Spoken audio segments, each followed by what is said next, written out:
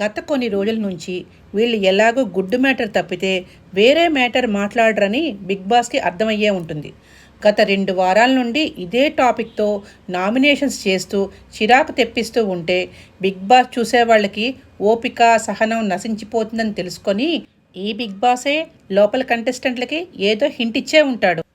ఈ లేటెస్ట్ ఎపిసోడ్లో రీతూ చౌదరి పులిహార కోసం సోల్జర్ పవన్తో పులిహార కలుపుతోంది.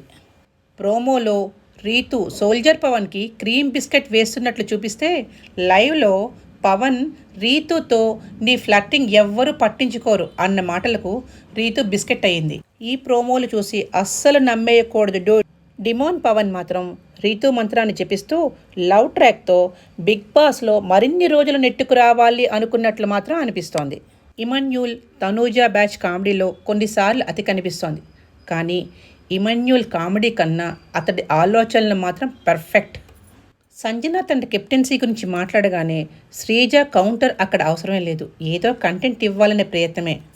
ఈరోజు ఎపిసోడ్లో రీతూ చౌదరి చేస్తున్న హడావిడి చూస్తుంటే మోనాల్ సీజన్ గుర్తొచ్చేలా ఉంది.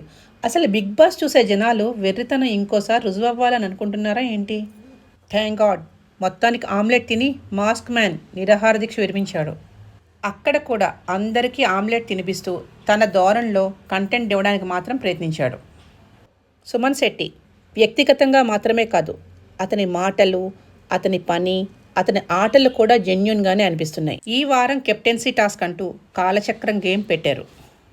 గేమ్లో భాగంగా బోనస్ ఆహార పదార్థాలు దాచుకోవడం, టెనెంట్స్కి వాటర్ బాటిల్స్ ఇవ్వద్దు అనడం, గేమ్ని పూర్తిగా అర్థం చేసుకోకుండా ఒక్కొక్కరు ఒక్కో రకంగా ఆలోచిస్తున్నారు అనిపిస్తోంది.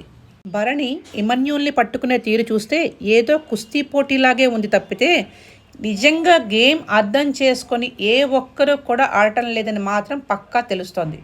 బిగ్ బాస్ ఆట మార్చవయ్యా సామి.